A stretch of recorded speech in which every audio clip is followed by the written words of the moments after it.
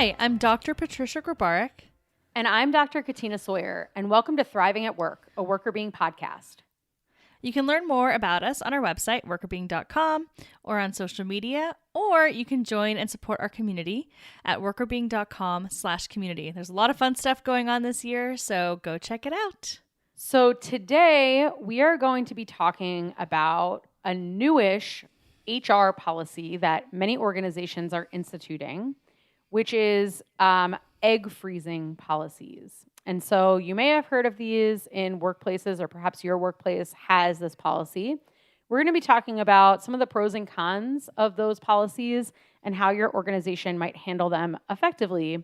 But before we jump into that, and I'm not going to ask you a question about whether or not you're going to freeze your eggs, but I'm wondering, because we're going to be talking a lot about work-family policies and how people perceive them, in addition to how they perceive this particular policy for a comparison. What is the best work-family policy that you think you've encountered in a workplace that you've been in? Ooh, that is such a good question. I think I have two. So that's like totally not answering the one, but I'm gonna go give you two. Okay. And I'll explain the reasons. So the first one I think is strong parental leaves. So, when you see companies that like actually have like good parental leaves and include paternal leave, I guess. Yeah. I think those ones are really strong because it gives, obviously the father an opportunity to take time off without just using PTO. And actually being able to spend time with his new family, but also like just having sufficient time with maternity leave, having pay associated with it, especially when companies will do 100% pay for a certain amount of time. We know that's not like a requirement across the country, right? In the US, like we have some states that have laws about it, but not every state does. So I think that's huge. Because that's just, we're so behind compared to so much of the world. And it's really hard to think about having a child and then like not actually have time to be with that child. And then you have to go straight to like some sort of daycare or something. And that's like so expensive. So like having a little bit of time as a family, as a new family to like settle in, I think is huge. So that's number one. Number two, I would say unlimited PTO that you actually are able to use.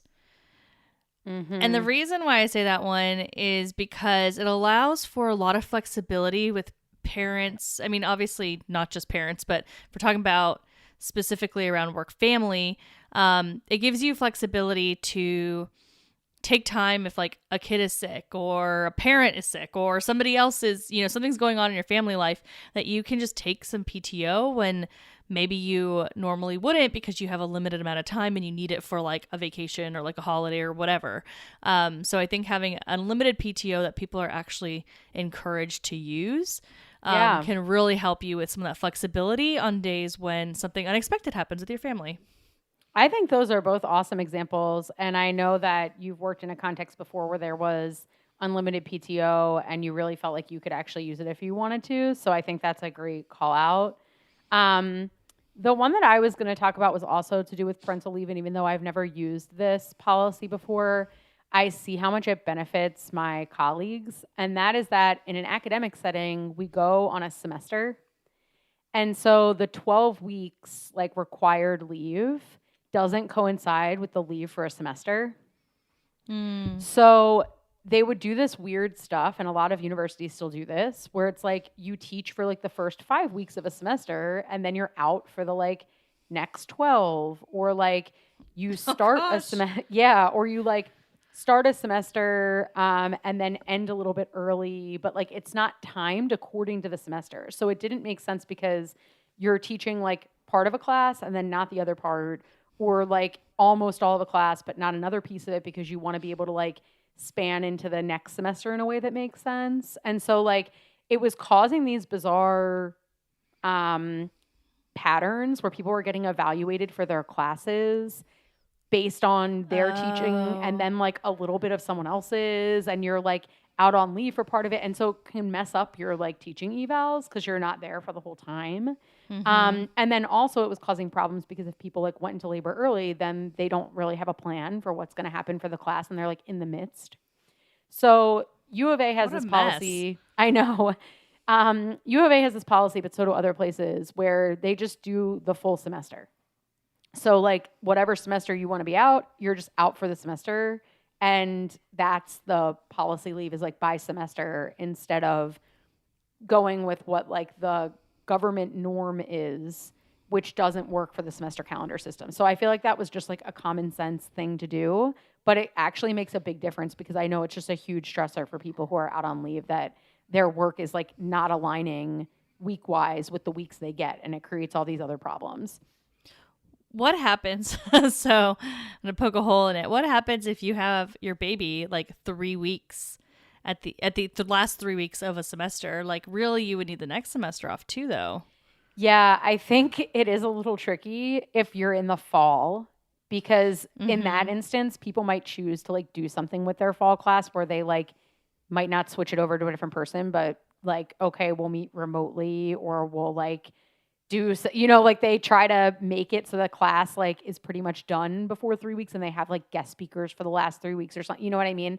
They'll try to like switch it up. But the bad thing about this system is that like people kind of try to plan a little bit more. So like the ideal would be that like you would run into the summer or you know what I mean? But it is a little bit challenging. But at least it's not like before it was just like chaotic because there were so many situations where you would run into you're in the midst of something and then you have to stop and you weren't able to like make it work week wise.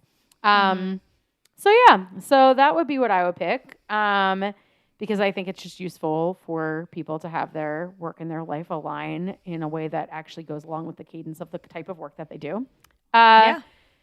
But for this particular article, I have 3 takeaways that I want to break down for you.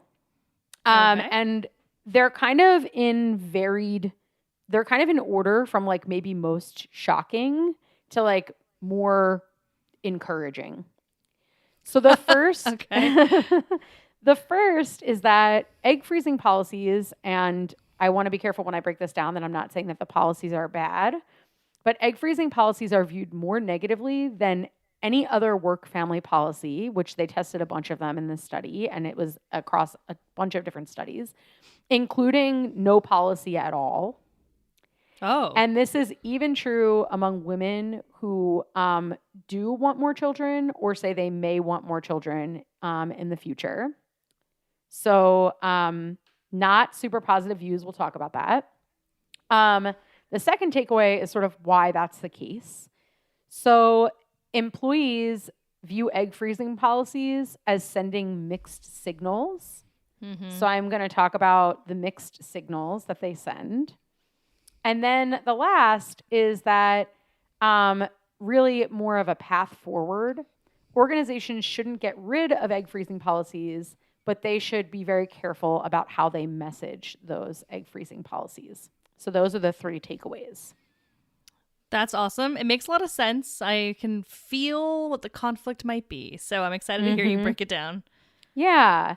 Yeah. So just to kind of kick things off, in this article, they looked across, and I won't be getting into all of the details of the studies because they actually have 6 different studies in this one paper. But what they found across all of these different studies was that people viewed egg freezing compared to a variety of other policies that are relevant to people's work and life, like IVF, adoption services, paid parental leave, on-site childcare, backup childcare subsidies, return to work programs, comprehensive women's healthcare coverage. They compared them all to egg freezing. And what they found was that compared to all these policies across samples, and no matter who was included in the sample, women, men, women who want children, women who don't want children, etc., the egg freezing policies were viewed the most negatively. And so I think that while the article states that about a fifth of organizations have instituted these policies, and it's very possible that they're instituting these policies with very positive intention around how people might use those policies, there are some unintended consequences that people may be having a more negative reaction to these than they are to other policies. And that's pretty much true across the board. So it's important to recognize that if you're putting these policies in place, first and foremost, a takeaway for you is that like you're going to want to take a pause and think about what the implications of those policies might be. Mm-hmm. I mean, I think it makes a lot of sense, right? Like all the other policies you described are basically encouraging or providing support if you want to start a family. Yes. This is like we're providing support if you want to start a family later, not today. And Yes. so I'm going to guess that one of the things you'll talk about is that kind of sends this message of, well, we want to support you and your family, but we want you to work right now more. Like work now, deal with it later. Exactly. And so it makes a lot of sense that people be more negative about that. So I feel like the messaging is important. I feel like, it's fair that some people want to wait and, that's their choice and they can do whatever they want. And it's nice to have that support. Like, I think that would be really cool. Like if I just think about someone that's maybe in their like early 30s or late 20s and they aren't thinking about it at all, but they want to have a biological child at some point, it could be nice to have. But it's first of all, it is a lot of work to do that. Yeah. So it's, you're now asking someone to like, you're giving people this option that seems nice, but at the same time, it's like now a lot of effort to go through an egg freezing process, where maybe if we were just a little bit nicer about our policies in general, they would have thought about doing it earlier anyways. Yeah, exactly. And you're right on track because people are, and this sort of gets into takeaway 2, people are appreciative of some of the benefits that are associated with these policies because egg freezing is really, really expensive. It can cost tens of thousands of dollars to do this. And so when they stepped back and said, okay, we've found that people are rating these more negatively. Now we want to understand why. There were sort of 3 factors with one that was particularly strong impacting why people were having these more negative reactions. But something to sort of know is that it wasn't just a purely negative reaction. It was that in other instances, people are likely seeing only benefits. But in this, people are seeing benefits along with drawbacks. And they're seeing 2 different drawbacks and sort of one set of benefits. So it's sort of outweighing a little bit some of what people are seeing as the positive with some of the more negative things. So one of the things that really aligns with what you were talking about is that employees seem to view these policies as signaling that the employer prefers for them to make a sacrifice of their personal life and really thinking about putting pressure on employees to delay starting a family via these policies. So some of the things that people endorsed in alignment with these policies and what they signal is that the employer wants the employees to sacrifice their personal lives, that people felt more anxiety in the presence of these policies about if they did have children already or if they wanted to have children, that would be negatively viewed in terms of their career progression. And that the organization is sort of sending an implicit signal that having children is a career risk and that delaying having children would be a career advantage. So people were more likely to endorse those kinds of items around egg freezing than they were around other policies. And that was a part of what explained whether or not they were in favor of those policies or not. Yeah, I think, obviously that's kind of what I was talking about. So it does make a lot of sense that would signal this kind of feeling of, like having kids is not a good thing in this workplace. So we're giving you this financial benefit so that you don't have to do it right now. Yeah, Exactly. Exactly. And so it's sort of viewed as sort of this like ulterior motive that organizations have. Like, yeah, this sounds nice, but what I'm picking up on is that maybe what you're trying to do is give me this money so that you can make even more money off me continuing to fit with what they're calling this like ideal worker norm, which is a worker who can dedicate all hours of their life to work if need be, and nothing interferes with that. And in organizations that really strictly adhere to this ideal worker norm, work-life balance is a lot lower and people's consideration for personal or family life is a lot lower. And people are seeing policies like this in alignment with that. There's also a concern, an additional negative concern that was more weakly related to policy opinions or feelings about these policies, but it's also about the cost to organizations. So people were also concerned that this is taking up too many financial resources. Like this is a particularly expensive benefit. That it, and not just that it's a cost from a monetary perspective, but that it's a cost of organizational like time in getting involved in the personal lives of employees and like being involved in something that companies shouldn't feel the need to be responsible for. So that's more of like an attitudinal around like the sort of politics of the organization getting involved in what people see as like a more invasive, I guess, policy. That was more weakly related to their preferences about the policy, but did explain some portion of the negative perception. Not as much as the personal life sacrifice, but a little bit. Interesting. I wonder if that came up with like IVF and stuff too, because those are really expensive policies. And I know some organizations even like help pay for surrogacy.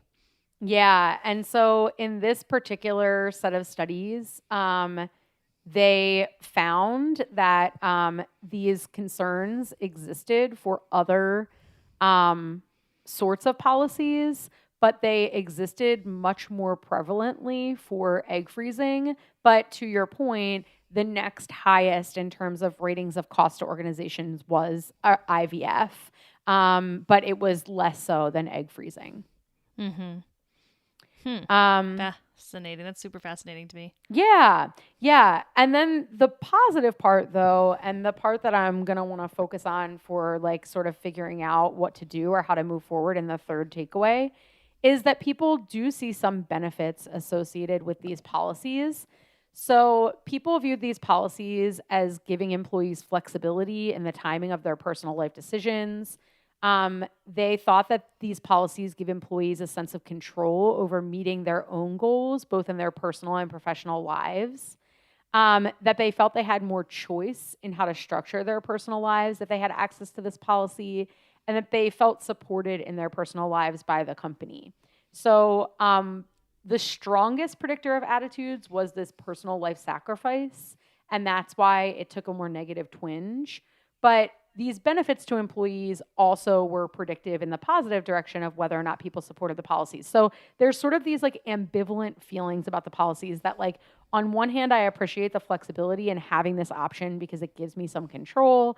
And it makes me feel like I have a little bit more choice, that if I want to delay something, I have the financial capability to do so differently than I might otherwise. But I also have these concerns that there's this ulterior motive. Maybe I'm putting this off because my organization wants me to or expects me to, but not because I actually would have wanted to under other circumstances. And I'm not sure that like I want the organization involved in these like more in-depth decisions that I'm making about me and my eggs. Yeah. I think that a way around it, and I'll be curious to hear your thoughts on this, but it feels like because the other ones are more positive, right? Like all the things that are supporting you having a child are seen more positively, and this is the only one that's actually not supporting you currently having a child. I wonder if like you're able to make the organization very supportive of families in general and supportive of children and, you know, work-life balance and all of this stuff, that then it would feel less negative, right? But if it feels like it's just an added benefit and it's making those mixed signals because your stance on, work-life balance and what the quote ideal employee is vague or unclear, then people are going to make these assumptions. Yeah, and you're exactly right. So moving through into point 3, because that's kind of like dead on with what they suggested as well. These work family policies that encourage increased focus on family, like paid parental leave or flex time or IVF or on-site childcare, do promote more positive attitudes at work. And there are some really positive perceptions associated with egg freezing policies as well, but they're sort of tempered with this negative perception at the same time. So the recommendation is that organizations shouldn't look at this and say, we're just going to get rid of egg freezing policies entirely. There are lots of people who can use and benefit from having the option to be able to freeze their eggs if that's what they want for their personal and professional lives. And there are some medical reasons why people freeze eggs. So if you're going through, for example, chemotherapy, that can impact your fertility. So often before women who want to have children or have more children go through a treatment like that, they'll want to freeze their eggs to have more viability for pregnancy later on. So there are lots of different complications and situations when people would want to have access to this policy. But this really should be complemented with a work-family culture that clearly values entire families, including children, and work-life balance. So it should be clear when these policies are offered that they're part of a suite of policies that are all positioned as being helpful for individuals who want to make the best possible choices that they can for their work and life, and to do that in a way that fits together harmoniously for them. So there were some examples in the paper about companies that sort of position these policies actively as being ways for people to delay having kids so that they can maintain or increase productivity at work. That's not a positive way to be talking about these policies. And so in this instance, it's discussed as part of a set of policies that people may or may not find useful for having the work and family life that they want to have, but not positioned differently than other policies as a way to potentially continue working in what the organization believes might be like longer, harder hours. Yeah, I think that makes a lot of sense. Like, if you're saying do this so that you can work harder, oh man. Like, I have a feeling those policies did not go over well. But I think the suite of benefits is really the best way to position it. Like, we want you to have all these different resources available depending on what your individual needs are. And because people have such different individual needs, there's a full suite of things that we can provide. Yeah, I think that's important. And honestly, this is like less important, but I'm going to say it anyways. Like, there are some organizations that do things like pet insurance and pet leaves and like things that are not related to, human babies, that some organizations do because that's how some other people's families are expanding over time, right? Or, like any kind of family policy, it would be really nice to see them kind of bundle them all together. And then you have like an even more complete story of that. Because I think if you just do egg freezing and then like all these other like supportive policies for parents or soon to be parents, those are great, but it still makes egg freezing kind of stand out as being a little different. If you put in a bunch of policies and package it all together, like these are your work family policies that we've provided, and maybe it's things like elder care stuff, other things that people care about with their family, then you can really make it seem like a truly holistic package of benefits for whatever your work family is or your family life is, and whatever that work family balance looks like for you. So then it almost feels even less invasive or like aggressively anti having children right now while you work for us. Yeah, and I think those are all awesome points about the way that HR or organizational leaders can position these formally, and the article got into some of those as well. But another thing is also informally. Like, I have a friend who was in a situation where all of the successful senior women in her workplace had all frozen their eggs as a way to like continue like climbing the ladder in their organization. And it was sort of a pressure in the organization that she would do the same. Like they were like, we all froze our eggs to get to where we are. And so like, that's what we suggest you do too. And then it makes it like, Yikes. yeah. And so I think also informally, when people are having conversations about, what they did for their work and family, just because a policy is available to you and you viewed it as useful for you in your life to do that, like recommending that other people use it with that intentionality may have a negative impact on them, but also on their perceptions of the workplace overall. Yeah, that's a really, really good point, that those informal conversations can have a big impact. And if you're a person in leadership, not, then that would be like extra critical for you, right? Like you have to, like we talk a lot about like role modeling and things like that. And if you're not taking care of your family needs and your work-life balance as a leader, then other people that report to you or see how you're doing and what you're not doing are going to do the same thing. I think the same applies here. Like you can use the egg freezing benefit, but I think if you start talking about how that's what helped you move up the ladder, or if you kind of pose it in that way, then that's not great. And it's going to continue sending a message to folks that report to you that this is the only way, as a woman to get to where you need to be. But if you use the benefit and then other people use different family leave benefits, or if you use the benefit and you don't like just randomly run around yelling about the fact that you did that, it's probably a better way to go, to just let people do what they're going to do and what they need to do for their families, and not accidentally pressure them without even realizing it. Yeah. I think that those are all really good things to highlight, just to keep in mind, because sometimes people don't realize that their own choices are sending a signal to other people, even when they're communicating what they did, that it can be pressureful, especially if it's someone in a leadership role. The last thing that they mentioned is sort of in alignment with what you were just saying as well, that informally, one of the strongest time periods when people are tuned in to those kinds of comments or pressures is during the recruitment process. And so one of the things that was suggested here was that organizations wait to talk about these policies in a lot of depth until people are in the company and they can really feel that the culture is supportive of work and family.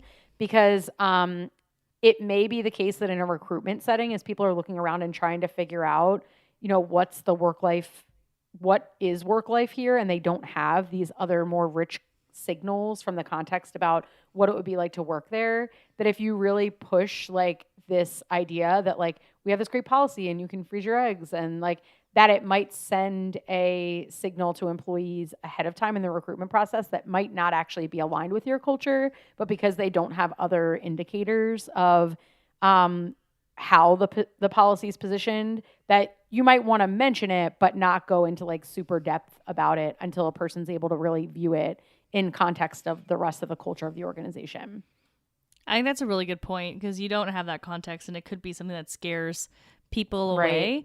Even if your intent is positive. And so maybe that's kind of going back to what I said earlier about having this really robust work family policy bucket of all these different things that include things outside of parenthood. I think then people might actually see it as just like one of the many things that you can do. And that might be a nicer way to kind of position it from a recruitment perspective, where you're not necessarily calling out like that specific benefit, but here's our pool of benefits for work family. And then people would see that in the list. There's probably less of a reaction than, having someone actually call it out and say, hey, we do this. It's like, well, why do you do this? Right. Yeah, totally. I think that's a really good point and aligns well with the article. And I think, overall, just to reiterate, we're not saying that you shouldn't have these policies, but be aware that these policies can elicit mixed reactions from people, because there are some concerns about whether or not it's a signal that you want people to sacrifice their personal life and that you might be getting like very involved in personal affairs in order to do so. And so, just representing this as a positive work-family benefit among the suite of all the other benefits that you have, and really making sure that employees know that the ultimate aim of all of these policies together is to make sure that people's work and life can fit together in a way that they find balanced and that they would see as successful for them, is really the end goal. Not to get rid of the policy entirely, but think about how it's positioned. I love it. I think it's a really important topic and probably something that not everyone thinks through. So I'm glad we covered it today. I'm glad we have some actual research behind it, because I think instinctively there's, obviously I had some ideas, and I'm glad that there's like actual data to support those ideas versus me just having an opinion that may not be meaningful. So I am very happy that you shared this with us. It's really interesting. Thank you. Thank you for listening to it. Yeah, and thanks to all of our listeners. If you ever have any questions, you can always reach out to us at contact@workerbeing.com. And as you mentioned earlier, you can find more of our resources and information on workerbeing.com, on our social media, and also more about our community at workerbeing.com/community. Thanks for listening.